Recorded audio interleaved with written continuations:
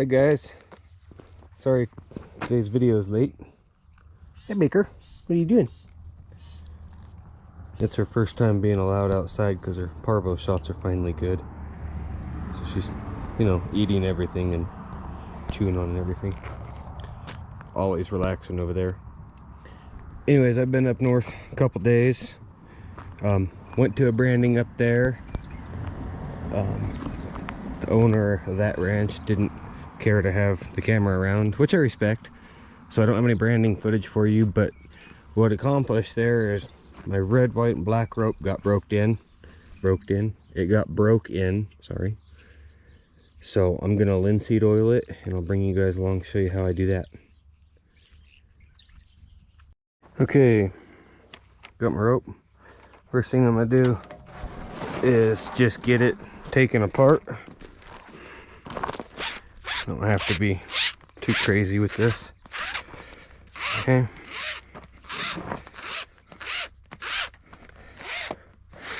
I'm just gonna take the Honda now and put it over something that's not gonna turn, so it can't swivel. Sorry about that, my camera battery died. I'm working on the remnants from the trip. But I'll get it pulled out of itself, put on something that's not gonna turn or move, and I'll pull it all the way out, like so. I got the fence here. I'm gonna have to back that blue pickup up. Okay, and I'll get to where I can pull on it, and I'll pull on as hard as I can. You can see how much stretch it's got. See, it turned a couple times there when I let it up. I'm gonna repeat that same thing until it doesn't turn anymore. Got about a turn there, another couple turns, and you're just trying to get it to where it doesn't want to have any of that twisting motion when you let it slack again. Okay, it did pretty good that time. I'm gonna take it to the bumper of my pickup now. Actually, my wife's pickup, but I'm gonna tie this knot, go over, under to the left side, over again, under to the right, go over the last strand and under the first strand, and then pull that tight and leave yourself just a little bit of tail. Okay, that knot will always come loose and will never pull loose when it's not supposed to. Now I'm going to back this pickup up until this is just about guitar string tight. Okay, you can see it's getting tight. Kind of watching it. You're going to put a lot of stretch in a rope. Walk out and check it. It can come a little bit more. You can see I can still cause some deflection with my hand. That's not even as tight as it is holding a big calf on the fire. So I'm going to come back a little bit more, not much. Check it again here.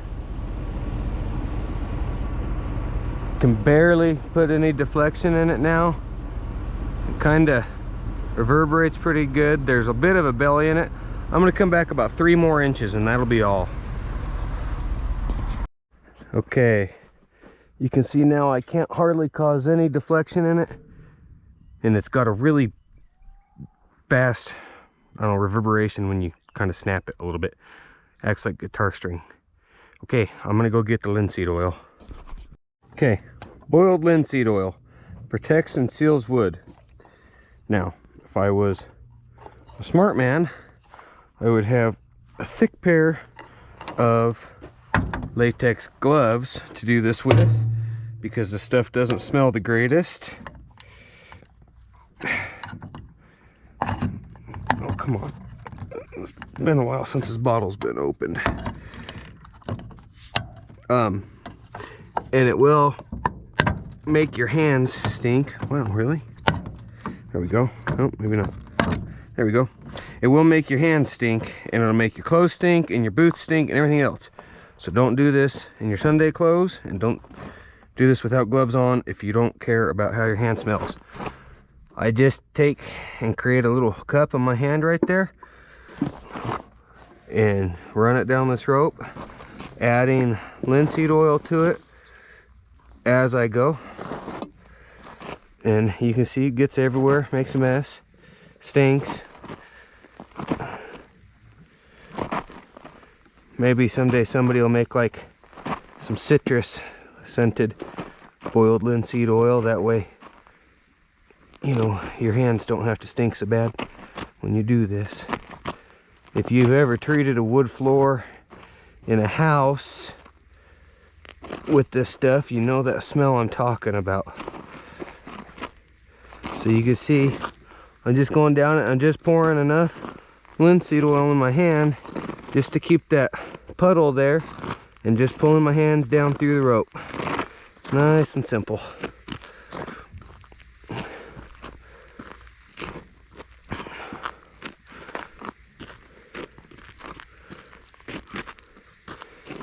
It's not the most efficient. You do waste quite a bit, but it's about the best way I know. I'm going to do the entire length of my rope with it. Oop, I got a little bit dry there, so I'm just going to back up here and start again.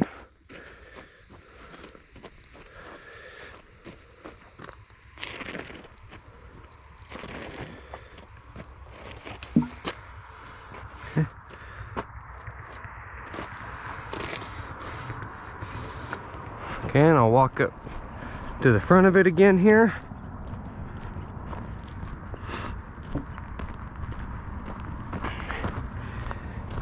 One thing I should mention, if you notice, I blocked off my driveway doing this.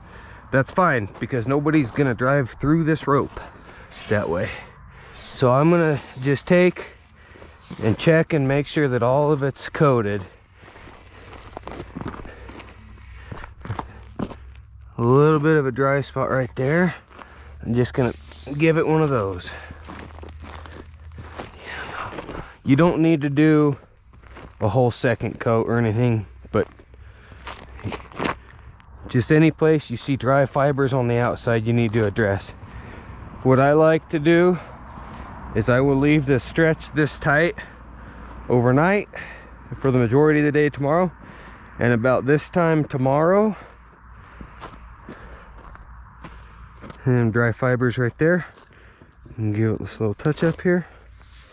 Then about this time tomorrow, I will pull this pickup forward to where the rope is hanging, but not on the ground. And I'll leave it there for about 24 hours again.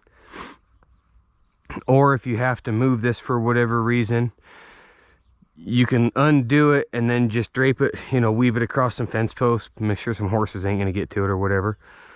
But try not to coil it up that soon.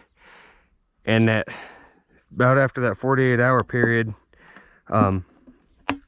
then you can take a bunch of old towels. Don't use paper towels, they don't hold up, but like old like bath towels. Make sure they're not your wife's good ones, she will kick your butt. And you're just gonna rub it down, start rubbing at the Honda and rub to the tail, and you're just trying to get whatever excess is off by taking the stretch out of the rope and letting it sit for 24 hours. It allows the fibers to expand a little bit, and the linseed oil will soak into it a bit more. Like if you just put it back together and try to rope with it like this, it'd just be slinging stuff everywhere and nasty and gross feeling. But after you wipe it down with your bath towels real good, coil it up, put it back through itself, coil it up, and go to using it. And at first it's gonna feel really heavy and really limber. As you use it, and the more time passes after this treatment, the better it's gonna feel. So with this rope, I'm gonna use it until it starts feeling, because it's gonna be heavier now, it's gonna be a lot heavier when you're swinging it, and you'll be able to throw it further. It'll feel almost, well, if you know how a poly feels compared to a nylon, that poly's heavier. That's how this rope's gonna feel compared to how it used to.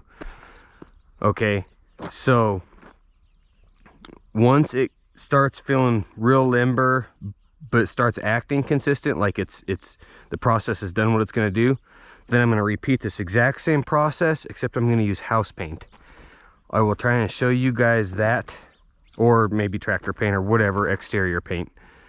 I should try and show you guys that process also, But it's the same process, except in that one, I take a rag and I dip my rag in the paint and get the excess off of it, and I run it down, and it takes a bunch of small strokes. You can't just do it all at once like that. But that's the process of treating a rope with linseed oil. So if you didn't see the first video about how I tie my ropes and all that, I'll post a little blurb up in the corner or something of the video. I don't know what they call those, a thumbnail, I guess, to that video. And if you have any questions, of course, make sure and ask them. I show you guys how the progress is going on that saddle I'm rebuilding, but I haven't had time to touch it lately. I'm going to hopefully get to it in the next few nights, and hopefully next week I'll have some progress to show you guys. But anyways,